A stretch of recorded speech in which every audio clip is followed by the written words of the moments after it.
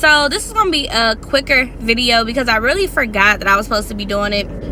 But anyway, getting right on into it. So I go into the military. When I went into the military, I wasn't on any birth control. And so I decided that in order for me to get through my contract without conceiving a child, that I need to get on some type of birth control as well as to regulate my cycle, because I've always had irregular cycles. So, honey, let me just give y'all the background. So the last time I did depot, it almost killed me. So that was not for me. I can never remember to take the pill. I can't get with the little thingy that goes in your arm. I wasn't really with the concept of sticking a ring up there and taking it down and all of that other stuff. Patch was not recommended for me. One, I was not a fan of the possibility of blood clots and all types of other stuff, or the side effects that came with it. But side effects come with any and every form of birth control, so I just don't think you're supposed to use it, period. But that's just my opinion. I decide, hey, I'm gonna get the IUD, blah blah blah blah. And so I had already talked to people who had the IUD, and they had already gone through the experience. And I talked to the doctor, and I did my own research. And so I was like, oh yeah, this is cool, let's go for it, this should work out great. So I go, and it's the normal pap smear setup.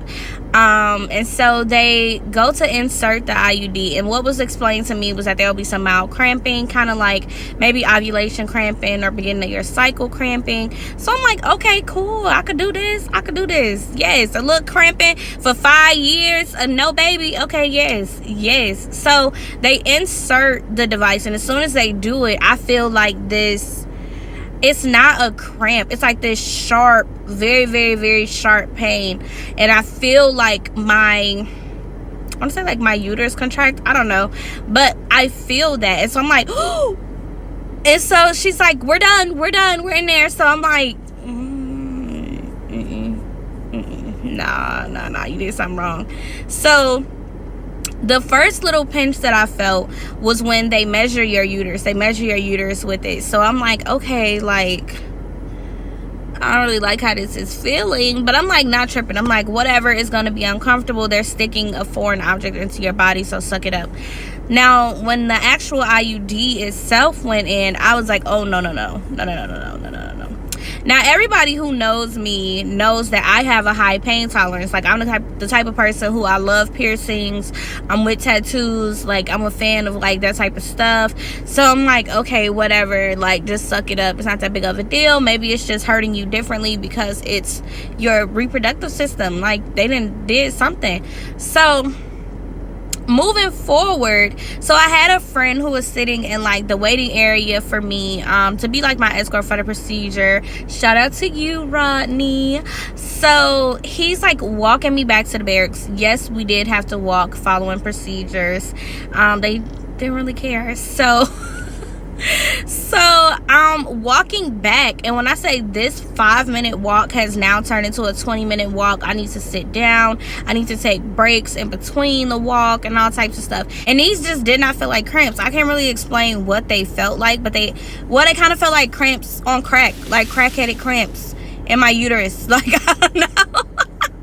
And so the first day I didn't really have spotting or anything like that, but as like time progressed, by the end of the week, I had cramps, I had bleeding, like cycle type bleeding, which all of this stuff I'm telling myself like, okay, maybe this is normal. Everybody's telling me it's not normal, but I'm just telling myself like, you know, everybody has different experiences, everybody has a different type of body setup, so don't panic, just let it be what it is. Now mind you, during this time, these are cramps that are so bad that I'm like having to stop and breathe.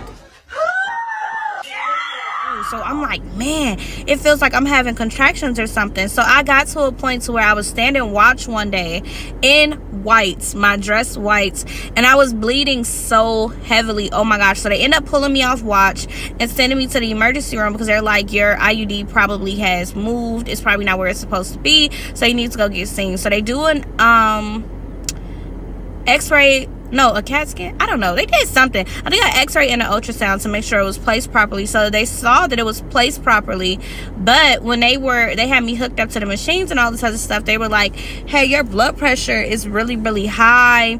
And also, like, once they ran the test, they were like, your blood count is low. Like, all of these things were going on. So they were like, okay, we're gonna give it another few weeks or whatever, see what happens. So at this point, I'm like, maybe I'm just needing to tough it out, even though the doctors are telling me like, hey, this is some crazy stuff. I'm like, let me just tough it out, because that was a procedure that hurt. So I'm like, just ride it out. Like, get your, not money's worth, but get your time's worth, experience worth. So a month goes by and I'm back in the emergency room. So they're like, no, we need to get this out of you ASAP, because now it's showing that your body is rejecting it. Like, that's why you're having these fevers. That's why all of this stuff is happening to you. And also, this is the whammy here, I was not having cramps. I'm walking around having full-on contractions because my body is trying to get rid of this foreign object. So they put in a 72-hour notice for the clinic that did it to take it out, and they didn't take it out within 72 hours. They gave me an appointment date for like 2 weeks later. So I go there, and at first they're telling me they can't see the strings. At the hospital, they're saying they can't see the string of the IUD. They're saying they can't see it, all types of stuff. So in the meantime of waiting on my appointment, the hospital calls me back, and they're like, hey, this semen burden, blah, blah, blah, blah. We wanted you to come back in or report to the clinic or whatever, because we found something abnormal in your ultrasound. So in my ultrasound, how they explain it to me, they say it took a minute because we had several OBGYNs look at it because it was something that was concerning.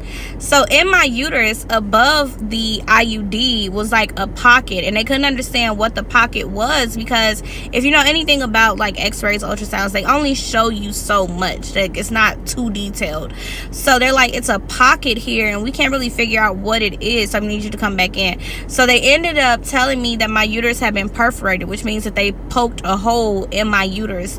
And so months go by, almost 2-3 months go by, and I'm in and out of the doctor's office. And at this point, they finally gotten it removed because of the contractions, it had pushed the IUD down.